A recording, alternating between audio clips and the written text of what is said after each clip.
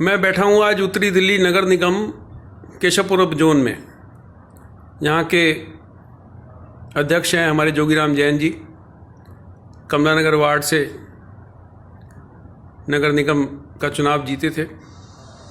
जब से आए हैं इलाके में सुधार भी हुए हैं, लेकिन उतने सुधार नहीं हुए जितने इन्होंने हमसे वादा किया था।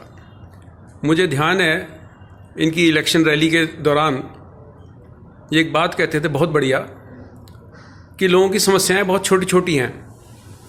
किसी की पटरी टूट रही है, किसी की नाली टूट रही है, किसी का चैनल टूट रहा है, और किसी का आधी बोरी सीमेंट में काम हो जाएगा, किसी का एक रेडी बदरपुर में काम हो जाएगा। तो मैं अपने साथ एक 3 पहिए वाली रिक्शा रेडी रखूँगा। जहाँ भी जाऊँगा तो जिसको भी मरम्मत करानी है तो उसको हमारे स्टोर पे नहीं जाना पड़ेगा और वो तुरंत उसका काम हो जाएगा। और सीमेंट की, बदरपुर की, इस तरह की छोटी छोटी चीज़ों की उसको कोई ज़रूरत नहीं रहेगी। उसके लिए मैं कोई टेंडर नहीं इनवाइट करना पड़ता, कोई नोटिस नहीं निकालना पड़ता। लेकिन सच्चाई इसके विपरीत है। अब मेरे को ना वो 3 पहिए वाली कहीं रेडी दिखाई देती और ना कहीं जैन साहब के साथ वो मरम्मत करने वाली चीज़ें दिखाई देती। बहरहाल ये छोटी छोटी चीज़ों के लिए मैं जैन साहब से बात करने नहीं आया हूँ। मैं केशवपुरम जोन में बैठा हूँ। मेरे पास कुछ इस तरह की शिकायतें आईं कि हमारा कमला नगर वार्ड में जो दुकानदार ट्रेड लाइसेंस के लिए अप्लाई करते हैं, कायदे से वो 15 से 20 दिन में बन जाना चाहिए। 5-5, 6-6 महीने तक ट्रेड लाइसेंस नहीं बन रहा और उनको एक चिट्ठी भेजी जाती है जिसमें लिखा होता है आपके कागजों में फलानी कमी है। जो कमी दूर करने के लिए वो व्यक्ति वहाँ जाता है तो उससे धनराशि की मांग की जाती है। इस बात को मैंने जैन साहब के नोटिस में लाया है। जैन साहब ने मेरे को आश्वासन भी दिया है कि इस तरह की गतिविधि यहाँ कतई बर्दाश्त नहीं की जाएगी। उन्होंने मुझे बताया कि डिप्टी कमिश्नर यहाँ की सिंगल मैडम है, बहुत कड़क हैं और किसी प्रकार की वो भ्रष्टाचार बर्दाश्त नहीं करेंगी। तो मैं जैन साहब से पूछना चाह रहा हूँ कि कोई इस तरह का सिस्टम ये क्यों नहीं बना देते कि 3 हफ्ते या 2 हफ्ते या 1 महीना या 3 महीने बाद अगर कोई फाइल पेंडिंग है, ट्रेड लाइसेंस नहीं मिला है उसको, तो उस कर्मचारी की जवाबदेही हो। जैन साहब बताइए। तो मैं 100% तो नहीं कहूँगा, लेकिन 80-85% अभी भी काम वैसे ही होता है जैसे मैंने वायदा किया था। आपके यहाँ जो है ना 1-2 बार इस तरह की शिकायत आई थी मेरे पास और हमारे कर्मचारी करके आधा अधूरा काम करके चले गए थे। फिर आपने मुझे कहा तो मैंने दोबारा उसमें भेजा। अब रही आपके लाइसेंस बना, कर्मचारियों ने बताया कि उन बेचारों को तनख्वाह भी नहीं मिली। निगम पार्षद को एक फंड मिलता है, तो उस फंड से कम ये जो रिपेयर के काम है, मरम्मत के काम है, उसमें लोगों को तकलीफ नहीं आनी चाहिए। अब ट्रेड लाइसेंस का बताइए आप। पीछे हमने एक MR एंटरप्राइज करके प्राइवेट कंपनी को ट्रेड लाइसेंस बनाने का ठेका दिया हुआ जी। उन्होंने सर्वे किया, सब कुछ किया और वो एक उनकी नॉमिनल फीस थी 900 रुपये समथिंग, अपने प्रोसेसिंग फीस लाइक दैट वो मिला के, और बाकी जो भी ट्रेड लाइसेंस की फीस थी उसको लेके उन्होंने घर बैठे आपका ट्रेड लाइसेंस बनाया है। कमला नगर मार्केट जो है वो सारी व्यापारियों की है, सबसे ज़्यादा ट्रेडर एसोसिएशन। बिल्कुल ठीक। कैंप भी मैंने 2 बार लगाए हैं और ट्रेडर एसोसिएशन के माध्यम से उन लोगों तक वो मैसेज पहुंचाया। बहुत बढ़िया। लेकिन अभी रिसेंटली वो MR एंटरप्राइज वालों ने भी धर्रा अपना बदल लिया, कुछ ना कुछ गड़बड़ शुरू कर दी तो उनको हटा दिया गया। ठीक है। उसके बाद अब ऑनलाइन ट्रेड लाइसेंस बनना शुरू हो गया है।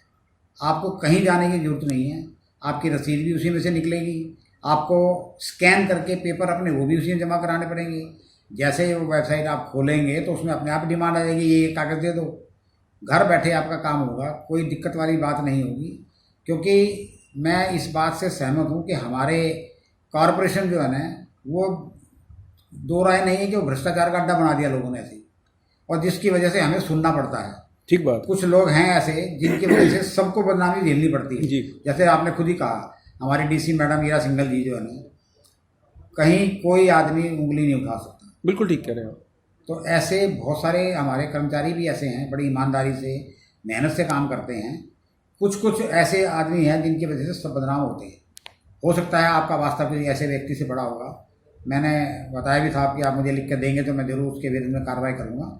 अभी मैं हाउस टैक्स कमेटी का मेंबर भी हूँ। अभी हमने नए चेयरमैन बनाए हैं, तो उन्होंने प्रॉमिस किया कि पहले 40-45% जो हमारा हाउस टैक्स आता था, अब 80-85% उसको करके छोड़ेंगे, ताकि ये, और ऐसे ही इसमें कोई दो राय नहीं, ये CSB मैंने शुरू करवाया अभी अपने जोन में। पहले यहाँ पर्ची नहीं कटती थी, सिटीजन सर्विस ब्यूरो जी, ताकि यहीं बैठे आपको जो है ना पूरी सब चीज़ों की जो है ना रसीद मिलेगी, पैसे जमा होंगे। केशवपुरम जोन का सिटीजन सर्विस ब्यूरो है, जिसके बारे में चेयरमैन साहब बता रहे थे कि नागरिकों की सेवाओं के लिए यहाँ पर एक ही काउंटर बना दिया गया है, ताकि लोगों को सिविल लाइन जोन में या सिविक सेंटर में ना जाना पड़े। पिछले साल केशवपुरम जोन से शक्तिनगर के हजारों लोगों को आप लोगों ने स्पीड पोस्ट से चिट्ठी भिजवा दी कि आप लोगों का पिछले जो हाउस टैक्स बकाया पड़े हुए हैं उस सब की रसीदें लाके जमा कराएं। मुझे जानकारी है कि सिविल लाइन जोन से यहाँ केशवपुरम में शिफ्ट हुआ था और लोग ऑनलाइन हाउस टैक्स जमा करा रहे थे।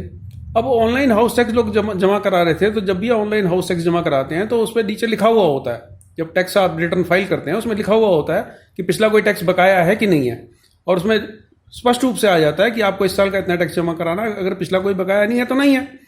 तो ऐसे में आपके डिपार्टमेंट के किसी कर्मचारी ने हजारों नागरिकों को स्पीड पोस्ट से चिट्ठी भिजवा दी, लाखों रुपए उसके ऊपर बर्बाद कर दिए कि आप अपनी पिछली रसीदें लेके आइए। ये क्या घोटाला है? ये एक्चुअल में हमारे यहाँ अभी पीछे काफ़ी दिक्कत रही है। हमारा जो ऑनलाइन जमा कराने का जो सिस्टम था वो काम नहीं कर रहा था। ये तो अभी हुआ है ना सर, मैं पिछले साल की बात कर रहा हूँ। पिछले साल भी ऑनलाइन जमा हो रहे थे, जो कैंप लगाया था उसमें भी हमारा कंप्यूटर लेके इंस्पेक्टर बैठा था। तो आपकी मुसीबत जनता क्यों झेले?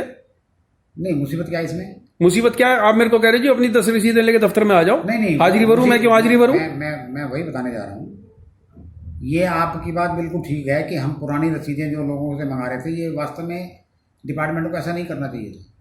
डिपार्टमेंट के पास भी रिकॉर्ड होना चाहिए था। आपने उसके खिलाफ कोई कार्रवाई करी जिसने चिट्ठियां भेजी, जिसने लाखों रुपए बर्बाद कर दिए? कार्रवाई जो है ना उनको इसलिए क्योंकि सिविल लाइन जोन था पहले, इससे पहले मालूम है, तो मैंने अपनी बात में जिक्र कराई है। सिविल लाइन जैसे केशवपुरम में आया, कुछ रिकॉर्ड नहीं आया तो नहीं आया तो मेरी जिम्मेदारी है, जनता की जिम्मेदारी थोड़ी है।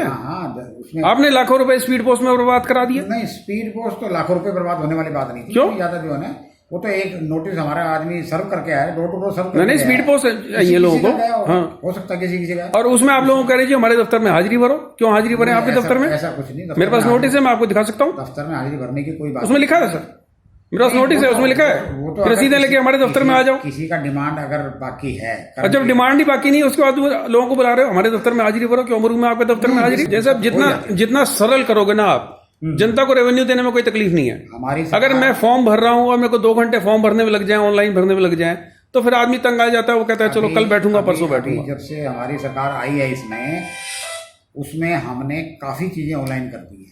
नहीं, ये बड़ी अच्छी बात है। हाँ। अभी मैं आपको ताजा बताता हूँ, फैक्ट्री का लाइसेंस, जिसके लिए सारे फैक्ट्री वाले इतने परेशान थे और वहाँ के हमारे अधिकारी आके उनको अफसर आके तंग करते थे। जी जी। उसमें बोल दिया कि ऑनलाइन फैक्ट्री लाइसेंस बनेगा, जो डॉक्यूमेंट है उनमें अपलोड करो। 15 दिन के अंदर अगर उन्होंने लाइसेंस नहीं बनाया तो अंडरस्टूड मान लिया जाएगा कि आपका licence deem to be granted.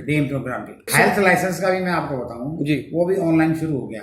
Jain साहब, एक चीज जो मैं पूछना चाहूंगा, आपके संज्ञान में अगर आपके मातहत किसी कर्मचारी की केशवपुरम जोन में कमिश्नर ऑफिस में कोई कर्मचारी भ्रष्टाचार करता हुआ आपके संज्ञान में सूचना आती है, तो एक बात तो आप बड़ी अच्छी तरीके से जानते हैं, जो भी आदमी रिश्वत मांगता है वो रिश्वत की रसीद तो मेरे को जारी करेगा नहीं, रिश्वत के सबूत मेरे को देगा नहीं, तो वो सबूत तो मैं या कोई भी जो सिटीजन है आपको पेश कर नहीं सकता।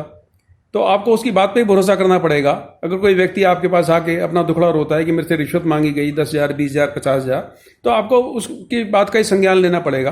तो इस तरह के मामले अगर आपकी जानकारी में आते हैं तो आप उस पर कार्रवाई करेंगे? हम एक बार अगर एक्शन ले भी लेते, मान लो आपने किसी की मौखिक रूप से शिकायत करी, मौखिक रूप से तुम मान लो आपने शिकायत करी, हमने उसके ऊपर एक्शन ले लिया और कुछ नहीं निकला, वो तो गया ना बेचारा काम से। तो इसलिए तो ईमानदार आदमी को डरने की जरूरत क्या है? कभी भी जो है ना, नहीं, एक बार तो उसके आगे एक्शन हो गया ना। नहीं, एक्शन क्यों होगा जब ईमानदार है? तो एक्शन का आएगा। आपने बोल दिया ना, मान लो आपने आके कह दिया ये मेरे से रिश्वत मांग रहा था, हाँ, और इसका कोई प्रूफ हमारे पास है नहीं, आपने कह दिया तो हम उसका प्रूफ तो हो जाएगा ना जी।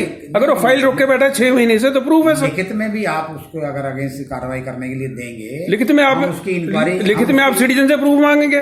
सिटीजन पे क्या प्रूफ है? उसके पास तो यही प्रूफ है, उसकी फाइल 6 महीने से पड़ी हुई है पेंडिंग। उसकी कंप्लेंट तो देगा, वो उस व्यक्ति की कंप्लेंट तो देगा कि इसने मेरे साथ ऐसे किया है। उसको ना लगाए, कोई बात नहीं, मत दे। उसको फिर एमसीडी के कर्मचारियों से आप बचाने जाएंगे? नहीं, एमसीडी के कर्मचारी क्या करें? जब आप यहाँ के कह सकते हो ये बात।